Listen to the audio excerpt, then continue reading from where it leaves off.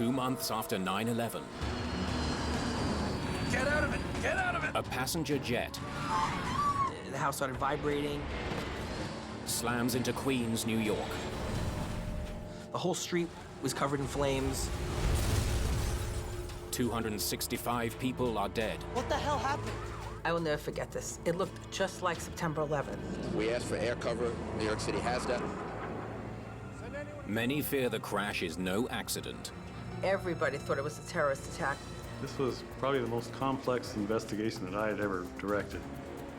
It came in fast and steep. Let's hope it's not what we think. Mayday, mayday.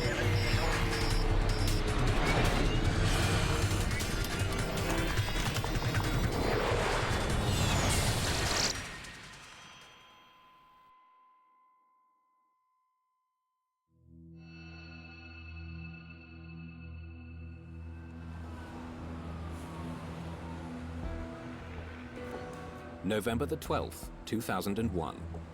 It's the Veterans Day holiday in the United States, a day off for many. But at New York's John F. Kennedy Airport, it's another busy day.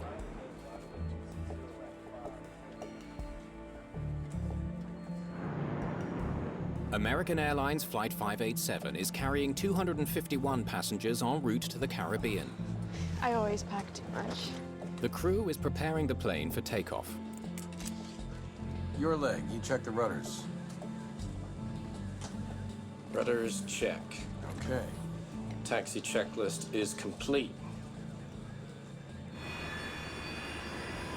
Captain Ed States is a former military pilot who joined American Airlines 16 years ago.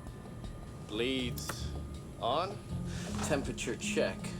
I'm just gonna double check the winds here. First Officer Sten Molin will be the pilot flying today. 101.1. Winds checked. He and the captain had flown together quite a bit before and liked flying together. So in that aspect, this was a normal trip. Takeoff data is set.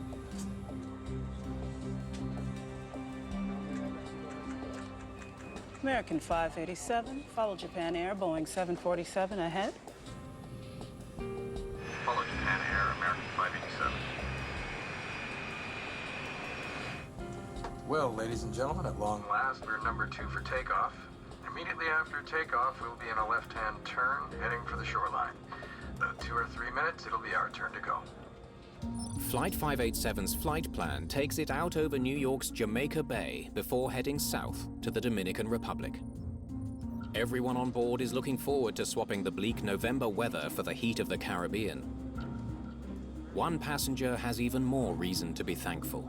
2 months ago, on September the 11th, Hilda Mayor survived the attack on New York's World Trade Center.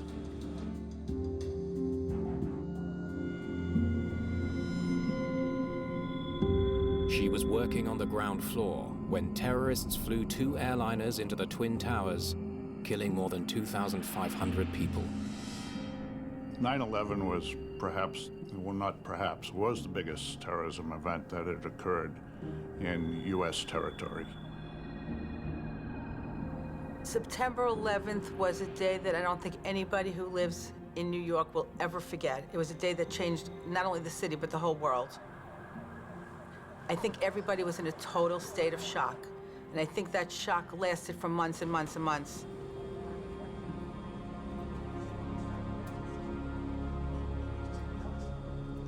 American 587, Kennedy Tower. Caution, wake turbulence, runway 31 left. Taxi into position and hold. Flight attendants, prepare for takeoff, please. You have the airplane. The captain indicated the first officer would be the flying pilot on this leg. The captain designated him to fly the flight. That's routine. It's the captain's choice. American 587, runway 31 left, cleared for takeoff. The first officer asks about their distance behind the plane that just took off. You happy with that distance? We'll be all right once we get rolling. He's supposed to be 5 miles by the time we're airborne. That's the idea. So you're happy. Lights? Yeah, lights are on. Takeoff checks complete.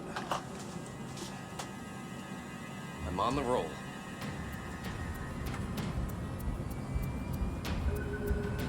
Thank you, sir.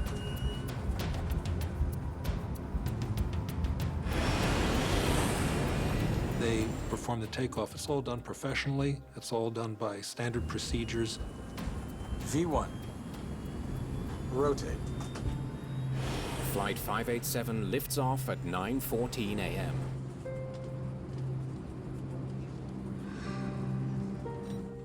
American 587 Heavy, climb and maintain 13,000. In the homes below, residents of Queens, New York hear the familiar sound of jets overhead. Planes, take off and land. They fly right over the peninsula every 45 seconds. It was just a normal thing. A patch of turbulence rocks the plane. Oh boy. Max power. You all right? Yeah, I'm fine. Hang on to it, hang on to it. Let's go for power, please. 2,300 feet above the ground. Disaster strikes.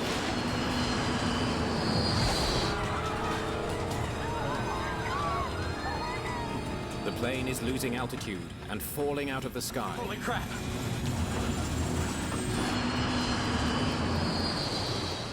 There are 31,000 kilograms of flammable jet fuel on board. What the hell are we into? And the plane is heading straight for the houses of Queens, New York. The sound at first was just a normal airplane flying above. I was still in bed, kind of half sleeping, half awake. As it started to get louder, that's when you felt a little vibration.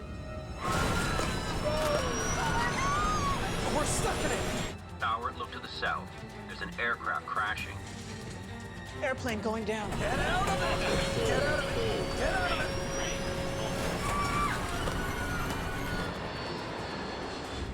The house started vibrating very heavily. This all happened really quick.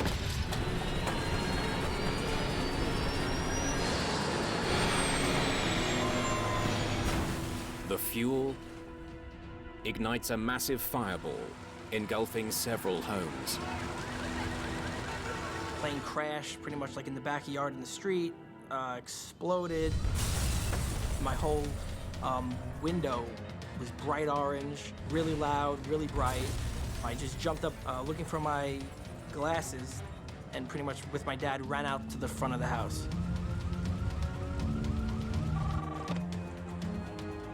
Are you missing any flights? American Airlines Flight 587. We ran out the front door. All I could see, because I didn't have my glasses, I couldn't find my glasses. The whole street was covered in flames. My whole side of my house was covered in flames, and there was just black smoke billowing up, like really high. What the hell happened? I remember looking back into my house, and the whole kitchen area was just black. It was all thick black smoke already. Fire rips through the quiet neighborhood, and a city still in shock from the events of 9/11 is plunged back into fear and chaos. See my eyes and I scream, everybody go out! Just back up. It looks like a war zone. Jason's mother, Lois, is driving to work when she gets the most terrifying call of her life. My husband was screaming hysterically into the phone, "The house is burning down, the house is burning down, come home." And in those moments, I went into a state of panic, thinking I didn't know where Jason was. I drove towards Rockaway, and I will never forget this. It looked just like September 11th. All I saw was the black smoke and the flames for like what looked like a mile. The whole area looked like it was on fire. Then I realized that my house was like gone. And I was just I was in total shock. We're over here! I heard Mark and Jason scream, "We're over here." And I turned around and I saw them and I ran over and I almost fainted. Then I remembered screaming to them, "What happened?" And they're telling me a plane crashed. The horrific scene seems to echo the events of September the 11th. All 260 people on board the plane are dead, as well as 5 people on the ground. Everybody thought it was a terrorist attack. Many people fear the worst.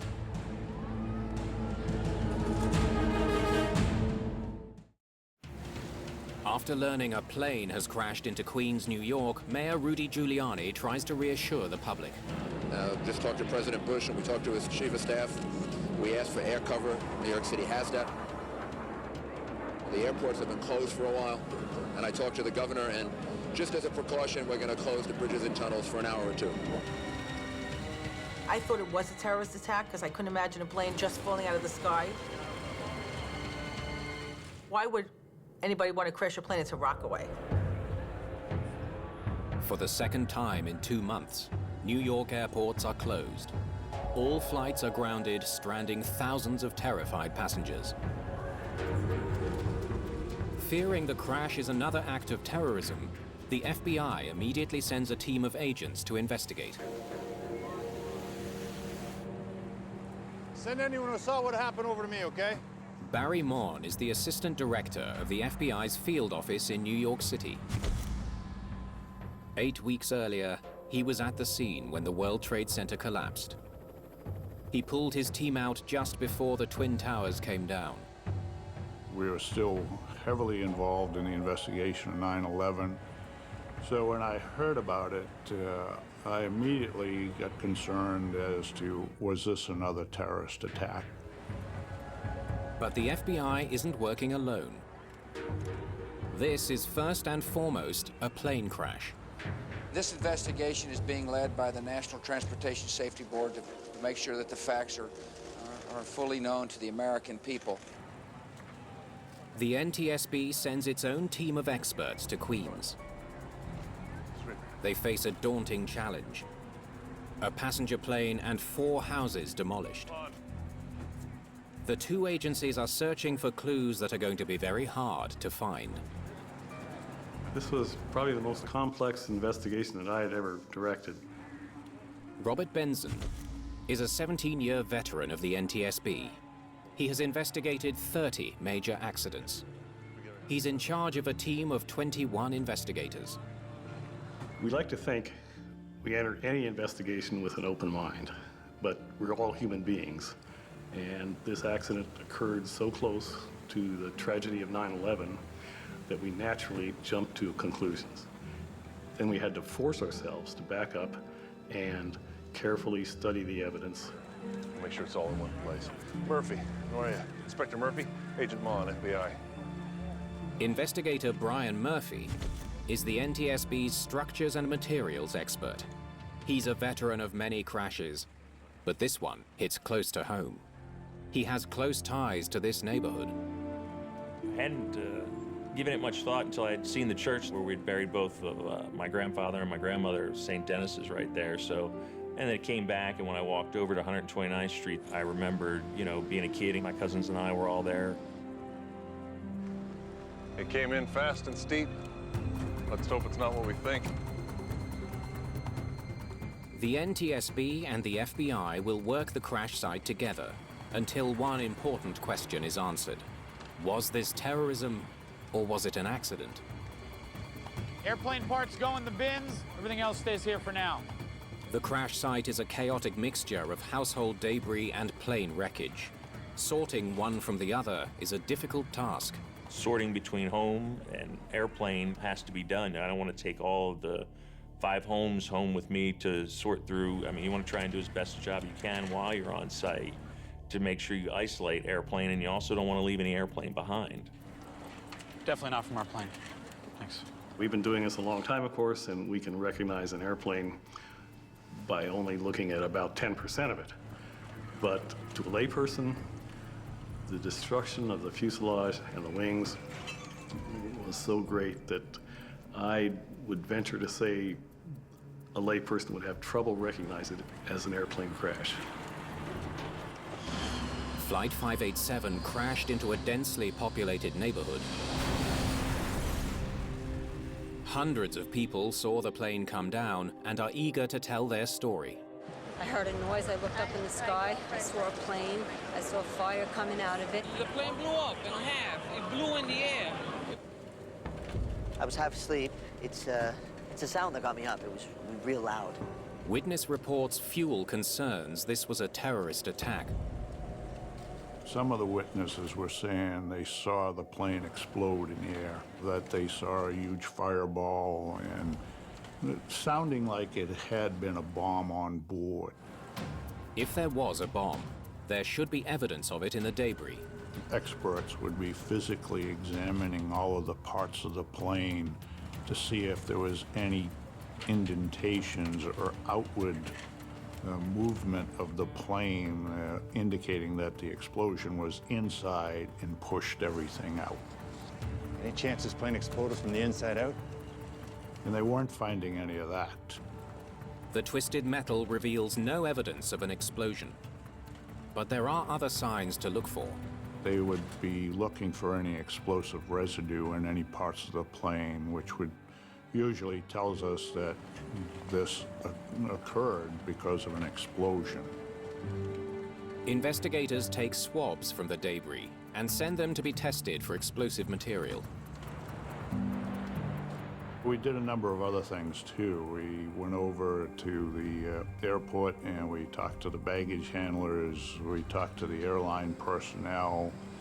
You know, did they note anything suspicious pertaining to the passengers on this flight? The two agencies could soon get the answers they need. Within a day of the crash, searchers find both the cockpit voice recorder and the flight data recorder. Hallelujah. Now let's see what secrets those boxes hold. While investigators wait for the data to be downloaded, they continue examining the wreckage for clues. But not all of it is at the crash site in Queens. We found a vertical stabilizer miles and miles away. The vertical stabilizer has been found in Jamaica Bay, between the airport and the crash site. The location tells investigators it broke off while the plane was still in the air. So that was a good first step for us. The vertical stabilizer is part of the tail. Along with the horizontal stabilizer, it's critical for stable flight. The horizontal stabilizer and the vertical stabilizer are almost like feathers on a dart. They keep the aircraft going in a straight direction. You can't fly without a tail. I mean, you can't. The airplane's going to go down. There's nothing you can do about it. Get that tail to the hangar so we can get a good close look. To seasoned air crash investigators, the discovery hints that terrorism did not cause the crash. The fact that we saw early on the vertical stabilizer separated from the wreckage by many miles led us to an initial hope that it wasn't a terrorist act, because it would be very difficult for a terrorist to manage to blow the vertical stabilizer off of an aircraft. NTSB investigators are under pressure to find answers. If this wasn't an act of terrorism, there could be a flaw with the A300, one of the world's most popular planes. It's a frightening prospect. That caused us, in our minds, to accelerate the pace of the investigation a bit, because the aircraft was not grounded. We had reason to do the investigation thoroughly but quickly. Let me see rudder, airspeed, and yaw in real time. Investigators pin their hopes on the flight data recorder.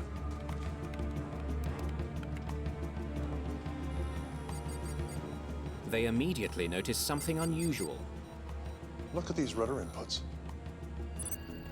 The rudder helps pilots turn the plane by deflecting the oncoming air. The more it pivots, the more the air is deflected and the sharper the turn. What is going on?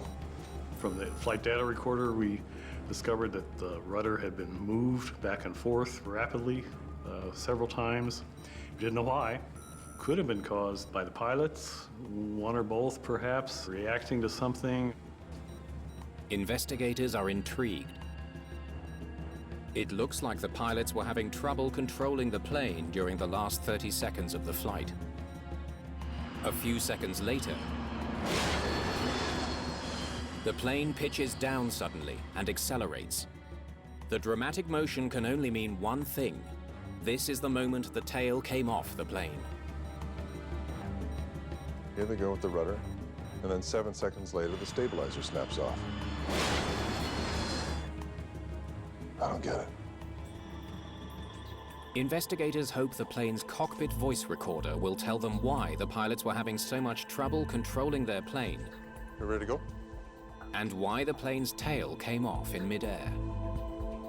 The CVR is an amazing device. It's a digital tape recorder that records all noises in the cockpit and noises even some outside the cockpit. They listen to the last few moments of the flight.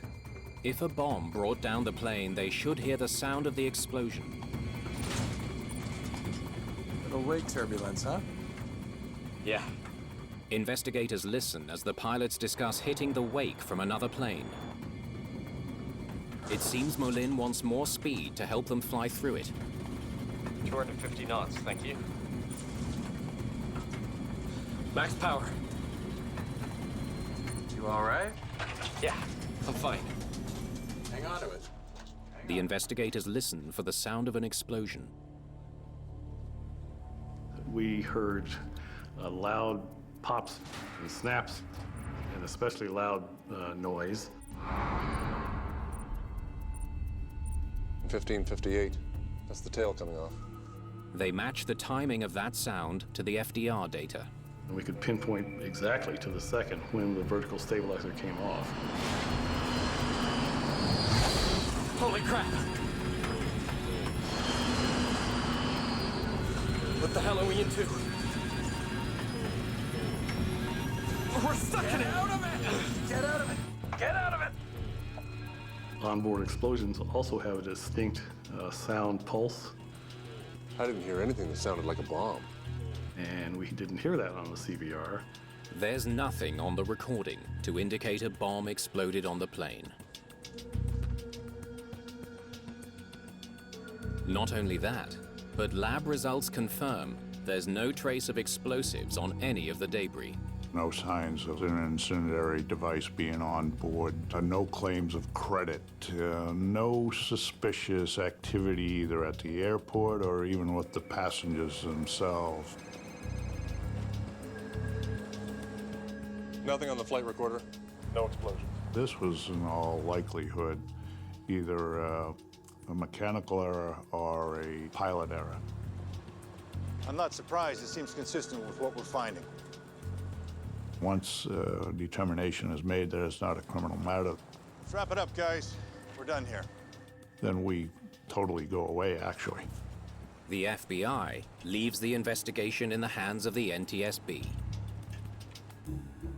Once we could eliminate a terrorist act, then the investigation took on a different focus. We were sure now it was an aircraft accident. All right. Back to the wreckage. Let's figure this thing out. Investigators are faced with a puzzling question. How does a vertical stabilizer just fall off? I've been investigator in charge with the NTSB for, at that time, 20 years or so, and I had never seen anything quite like this.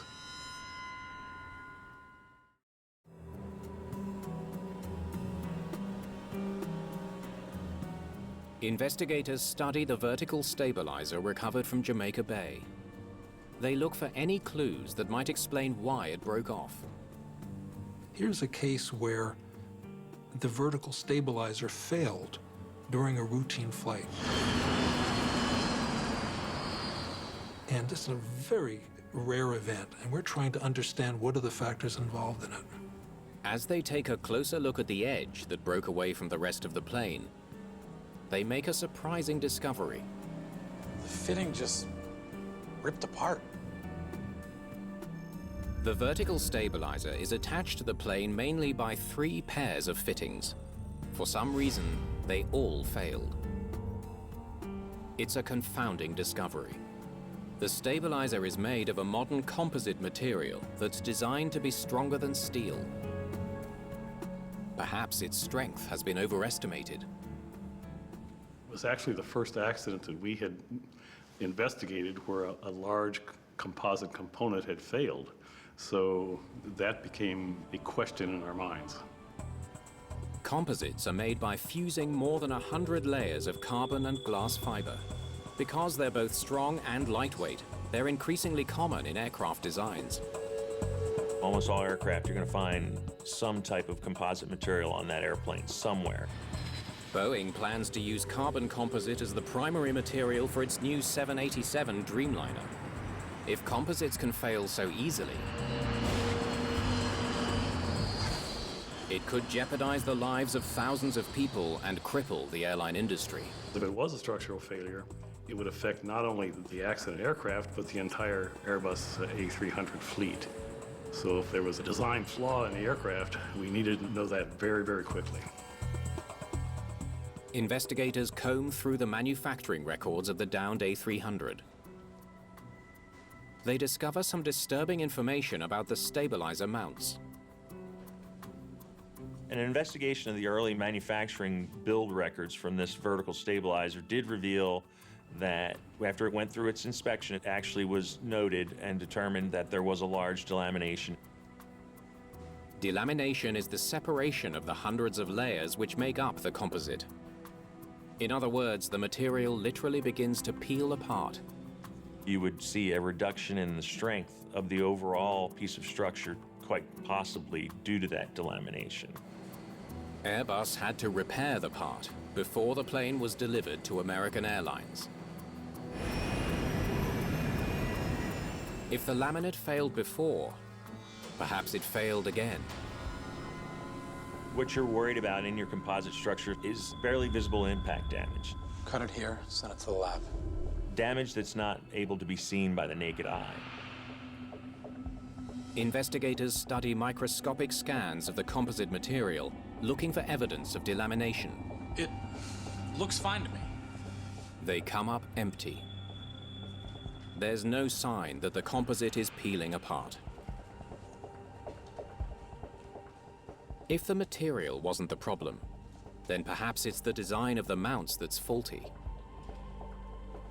To test the design of the stabilizer mounts, investigators enlist the help of the manufacturer. Airbus was a great party to the investigation. They were very eager to get an answer, very eager to defend their product. All right, ready to start the test? Let's go. Investigators want to know if the fittings really can withstand 100,000 pounds of force as they're meant to. Stop it there. 100,000 pounds in holding. So far, so good. The fitting has met its design requirements. So this, in essence, confirmed the fact that the design of the vertical stabilizer attach points was good. But the test isn't over. Let's keep going. Investigators apply more pressure.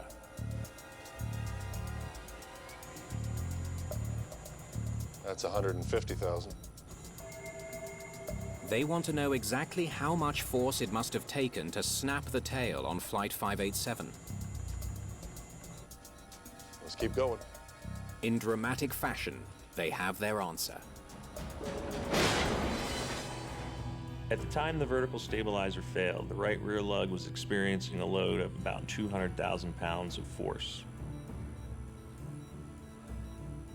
That's twice the force that the mounts were designed to handle.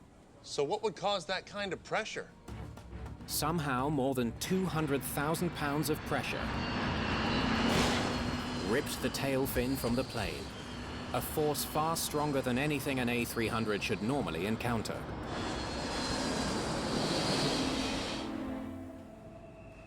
We knew, of course, from listening to the air traffic control tapes that the accident aircraft took off a minute and a half or 2 minutes after a JAL, Japanese airline, Boeing 747.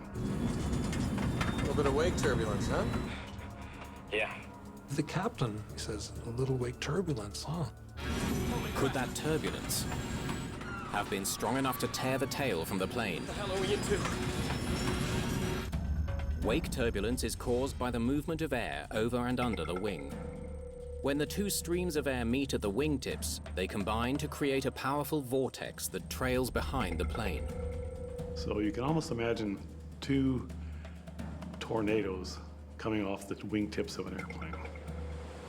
The effects of wake turbulence vary upon the size of the aircraft encountering the turbulence. Small planes face the greatest risk, especially when flying behind large airliners. The powerful turbulence can be catastrophic. Pilots are trained to avoid the wakes coming off planes ahead of them by staying back a safe distance. Investigators wonder if the pilots of Flight 587 miscalculated that distance as they waited to take off behind a jumbo jet. Japan Airlines 47 Heavy, runway 31 left, cleared for takeoff. The JAL flight took off at 11 minutes after 9.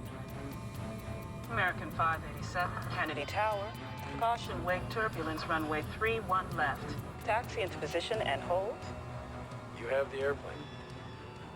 They had been cautioned about wake turbulence behind the 747 by air traffic, so they would all have been aware of it. A minute and a half later, Flight 587 was cleared to take off in the same direction. American 587, runway 31 left, cleared for takeoff. Investigators know the first officer was concerned about their distance from the 747. You happy with that distance? We'll be okay once we get rolling. He's supposed to be 5 miles by the time we're airborne. That's the idea. So you're happy? Lights? Maybe they got too close. If the pilots misjudged the distance to the plane ahead, I'm on the roll. Airport radar information should reveal their mistake. Investigators plot the paths and distance of the two planes. Never closer than 5 miles. They should have been fine. Their calculations show that Flight 587 was flying at a safe distance. The wake should be too weak to be dangerous. The separation was entirely within Federal Aviation Administration regulations. But after they hit the wake, the tail falls off. Was this some kind of super wake? Our job then became to figure out how strong the wakes were. Many factors can influence the intensity and direction of wake turbulence, the strongest of which is weather. Weather and wake turbulence go hand in hand in a sense. In fact, wake turbulence is almost a weather phenomenon. I mean, it's air movement. In a perfectly calm wind condition, for instance, the wake turbulence off of an aircraft goes straight back and affects anything straight behind it. If you have a crosswind, the wakes off the tips of the wings actually blow with the wind. They remain rotating, but they move. Winds were just 11 knots. Investigators discover that there was very little wind as Flight 587 took off. That may have made things worse. There was no wind to help dissipate the vortex.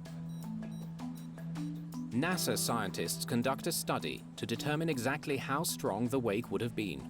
They said at the time of the encounter by the accident aircraft, the wake from the 747 had dissipated 20 to 40% or so. The vertical stabilizer can withstand almost 200,000 pounds of bending force. Even at full strength, the wake from a 747 should not be strong enough to snap the tail off an A300. At 80% of its strength, it could not have done any damage at all. Not even close to what it would take to rip the tail off an Airbus. Investigators return to the best clue they have, the unusual rudder movements. 11 degrees left. 11 degrees right. We saw the rudder go back and forth to its maximum deflection several times very, very rapidly. As of this point, we still didn't know why, but that was something that raised our eyebrows. 11 degrees left. 11 degrees right. Could he have ripped the tail off his own plane? We needed to determine whether that particular motion would be violent enough to snap the vertical stabilizer off. Normally, pilots only move the rudder a couple of degrees in either direction to steer the plane. Investigators wonder if the extreme rudder movements on Flight 587 created the aerodynamic force needed to tear the stabilizer off. You ready? To find out, they create a computer simulation of an A300 and fly it the same way as First Officer Mullin, moving the rudder 11 degrees back and forth 3 times. With each rudder deflection, the aerodynamic loads on the tail increase.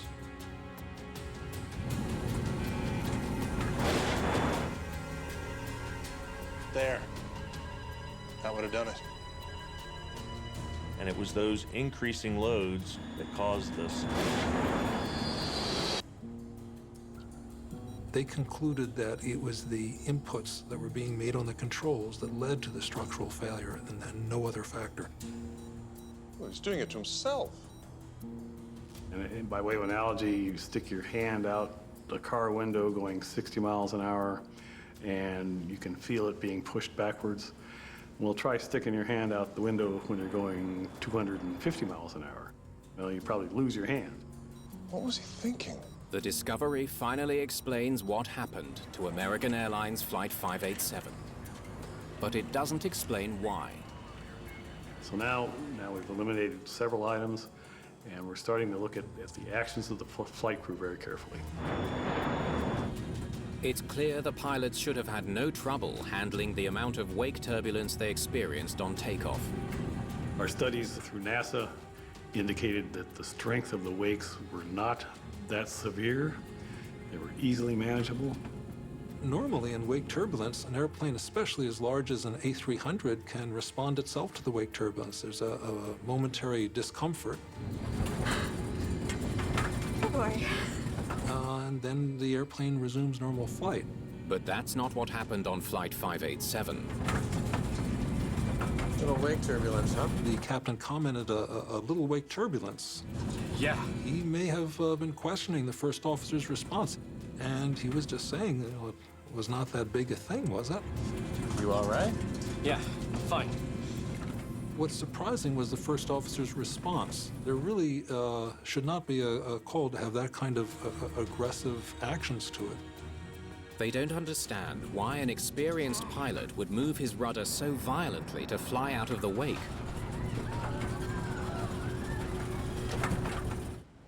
Investigators talk to pilots who flew with Molin. You take a seat. They make a surprising discovery. We began to suspect that the first officer overreacted. Tell me what happened. There was one unusual aspect that was disturbing, that he had a history of responding very aggressively to wake turbulence. He did the same thing 7 years ago. He moved the rudder pedal quickly back and forth. The captain said that he was shocked by this. He was overworking the rudders. He said, "Why did you do that? Why did you respond like that?" And according to the statement, the first officer said they taught us to respond like that in the training. Is it possible that the airline is teaching their pilots such a dangerous maneuver? Investigators have to find out before another pilot makes the same mistake. Get out of it! Holy crap! Investigators believe the first officer was following his training when he overreacted to wake turbulence. They discover that one of the situations Molin trained for likely taught him a dangerous lesson. American Airlines pilots are trained to recover from steep rolls, up to 90 degrees wing down, an almost unheard of occurrence. This isn't what happens in flight. You recover much quicker. You roll the airplane 5 degrees and then you put it back. You never let it get to 90 degrees. There's no history of this. Wait for 90 degrees. To make the exercise more effective, unfortunately, the simulator was programmed not to respond to any pilot inputs within the first few moments. Recover now. Recover now. The only way to recover is with sustained rudder inputs. That's a situation I never want to be in. Investigators wonder what trainees were told about the cause of the sudden upset. And what did they say would cause such a situation? Well, that explains everything. It was an example of training that did not equate to reality. They learned that some trainees were presented with an impossible scenario. For this drill, there's a Boeing 747 just ahead of you. When you encounter his wake, the upset will begin. They were told that wake turbulence would induce the sudden roll. The wake turbulence rarely tilts you more than 10 degrees in any direction, and it's easily recoverable. Unfortunately, the exercise was exaggerated. The airplane banked one direction a little bit and then went very strongly to 90 degrees, which is a tremendous bank in the opposite direction. We determined that they were actually providing, inadvertently, providing some negative training to their pilots. That led us to the conclusion that he overreacted, and we had the reasons why. Little wake turbulence, huh? Yeah. First Officer Molin was trained to believe that severe wake turbulence could cause a catastrophic upset.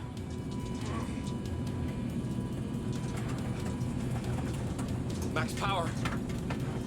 You all right? The captain asks him, "Are you all right?" And it's noteworthy that the captain does not add max power. In the captain's opinion, max power is not appropriate in this situation. The first officer began responding with wheel back and forth and accompanied by rudder, back and forth rudder. Hang on to it. Hang on to it. He thought it was some outside turbulence or something else that was happening, and he was making opposite controls and was fighting himself and didn't know that it was actually his inputs that were causing the problem. First officer overreacted on the rudders. He didn't let the aircraft stabilize in one position or the other, so it hits a stop and then whips itself back and forth, and this creates huge loads on the vertical part of the fin. The first officer's actions stressed the vertical stabilizer until it breaks under the strain. What the hell are we into? Get out of it! Get out of it! Get out of it!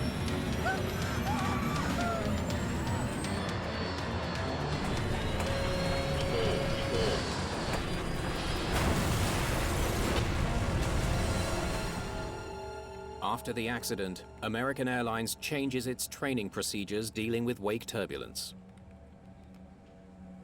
Once it became clear that some negative training was going on, American Airlines, to their credit, revamped the program to prevent this type of activity. The training simulator has been modified to be more realistic. Inputs have an immediate effect. Pilots are now taught not to use the rudder at high speed. A new warning light is also installed in the cockpit to help prevent pilots from deflecting the rudder too far during flight. Well, when people ask me about the effects of 587, I hark back on the incredible loss of life. It's the second worst accident in U.S. history.